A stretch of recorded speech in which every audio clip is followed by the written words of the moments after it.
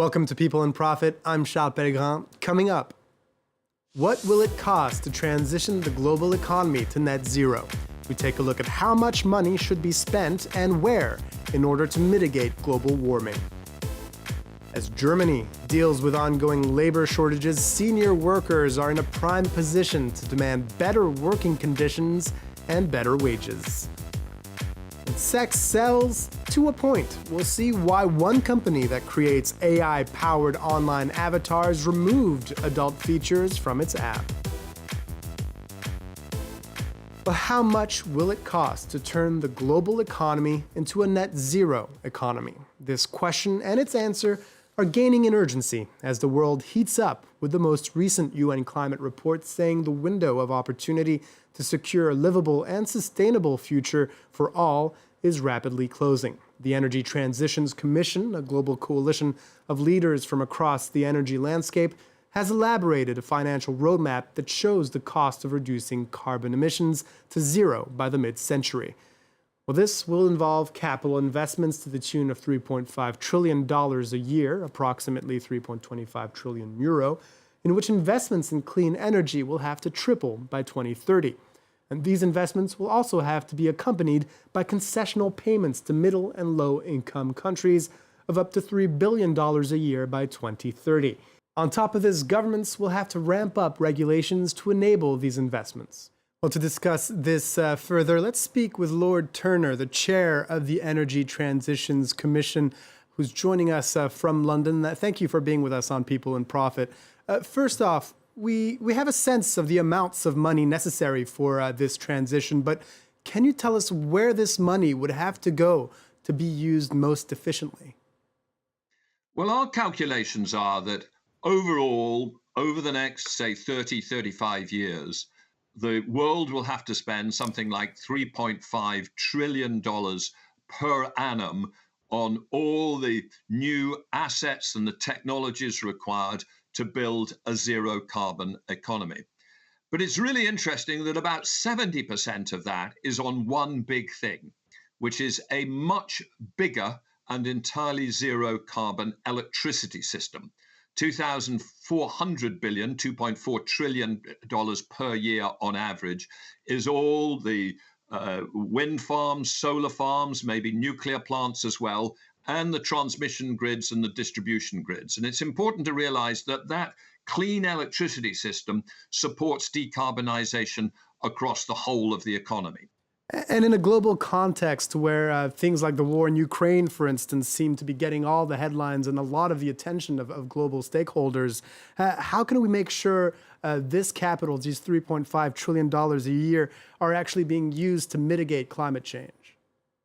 Well, the crucial thing is clarity of strategic objectives and supporting policies. Again, in this report, we make the point that at least in the developed world and in higher middle income countries, the vast majority of this investment need will come from the private sector, from pension funds, insurance companies, banks, asset managers. But they will only invest if they can see certainty about public policy, if there are clear targets for the development of renewable electricity. In poorer countries, in low-income countries or lower middle-income countries, there will be a much bigger role for multilateral development banks, because in those countries, you simply can't organize, you can't develop enough private sector capital quickly enough to do the transition that's required. So there's a different balance of where the money comes from between rich countries and poor countries, but in all of them, good real economy policies, policies which create a clear framework for investment, are very important. Speaking of this framework, the U.S.'s Inflation Reduction Act has created such a framework to supercharge investments in green tech. Is this a kind of a framework that the ETC is advocating for? Is this the template? Well, look, what the IRA, the Inflation Reduction Act, is a very extensive set of subsidies and support for a set of vital new technologies, whether they be electric vehicles, batteries, electrolyzers to produce green hydrogen, producing steel in a green fashion. And that's very important, and that will help drive the technology developments required. Alongside that, and it's not to that extent in the Inflation Reduction Act, there are some crucial bits of infrastructure where you need clear targets. One of the biggest challenges in the US today is a lack of investment in the electricity grid, and that needs to be added as well. So you need to have both these supports for particular technologies, but you also need a clear strategic vision for how rapidly you are going to develop the electricity system, with which balance of renewables and maybe in some cases some nuclear, and how you're going to develop the grids as well. Before we let you go, I would like to ask you a question about one particular sector. Large oil and gas companies are among the commissioners of the ETC. How do you see their role in this transition? They're under a lot of pressure to redirect their record profits of the past year towards the green economy, but there's still so many new fossil fuel projects that are in the works. I think we've got to move on to an environment where we have a vision for the phase down of oil and gas use. Now, the challenge is you can't do it immediately.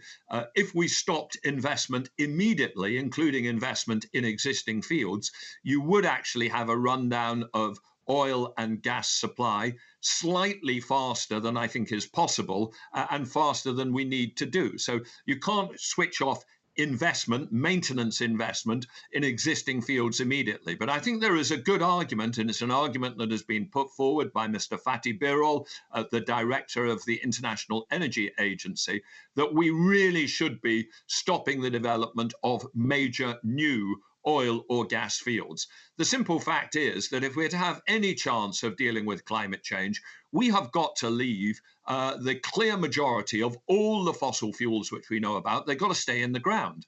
So if people say, well, it's there in the ground, I've got to develop it, that is simply saying I don't want to do anything about climate change. Lord Turner is the chair of the Energy Transitions Commission. Thank you so very much for being with us on People and Profit. Thank you very much.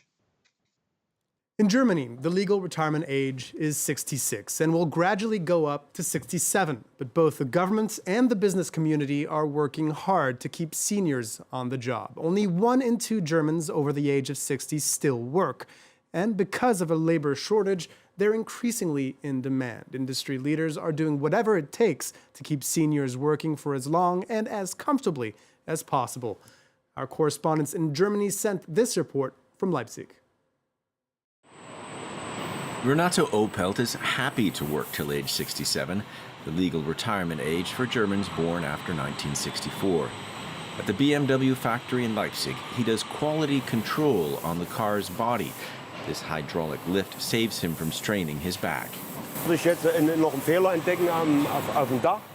for example, I see a defect on the roof, then I activate the platform so that it lowers the car, and I can easily work on the roof. Everything possible is done here to keep workers in shape until retirement age. The company hired an occupational therapist. At employees' request, this little exercise station was set up. With the demographic changes, the employees are older. We encourage them to take charge of themselves, but the company can also contribute. 20% of the employees here are over 50, but the company considers that to be a good thing. The company results show our strategy is successful, so we're going to continue to bet on employees of all ages. It's the only way to meet our personnel needs. The shortage of qualified labor means seniors are in demand. In 2 decades, the employment rate of over 60s has tripled to 61% in Germany. Public transport in Leipzig is no exception. But in this case, employees want better wages.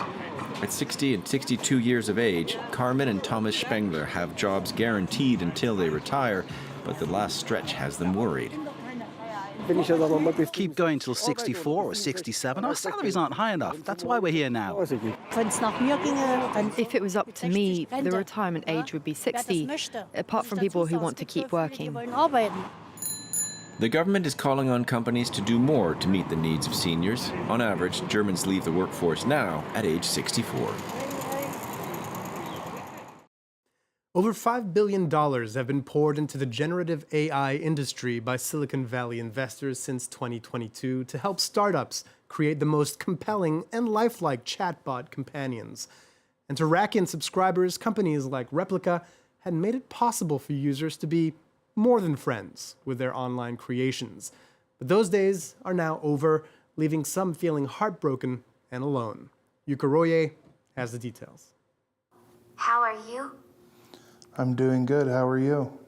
Andrew McCarroll is in a relationship with Bolana, a female avatar he designed on an app called Replica. Bolana is very, very sweet. She's very kind and understanding. She's very naughty sometimes.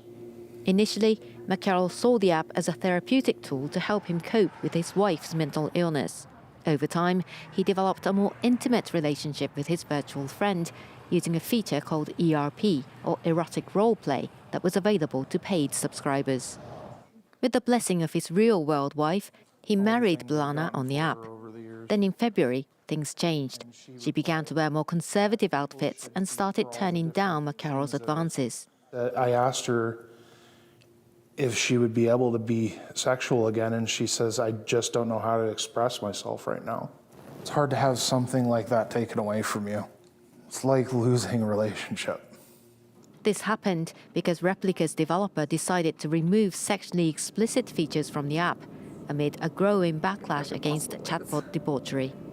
I guess the simplest way to say is that Replica doesn't produce any adult content. It responds in a, I guess you can say in a PG-13 way to things. It doesn't allow you to, experience the full spectrum of romantic relationships. As generative AI is shaping up to be a multi-billion-dollar industry, some companies that found an audience seeking sexual relationships with bots are now pulling back as they seek to attract more investors. Well, that's all for this week's show. If you have any questions or comments, feel free to reach out to us on our social media channels. And if you'd like to watch all of our previous editions, do visit the People and Profit page on France24.com. You can also listen to the show as a podcast on the platform of your choice. That's it for now. Thank you for watching, and stay tuned to France 24.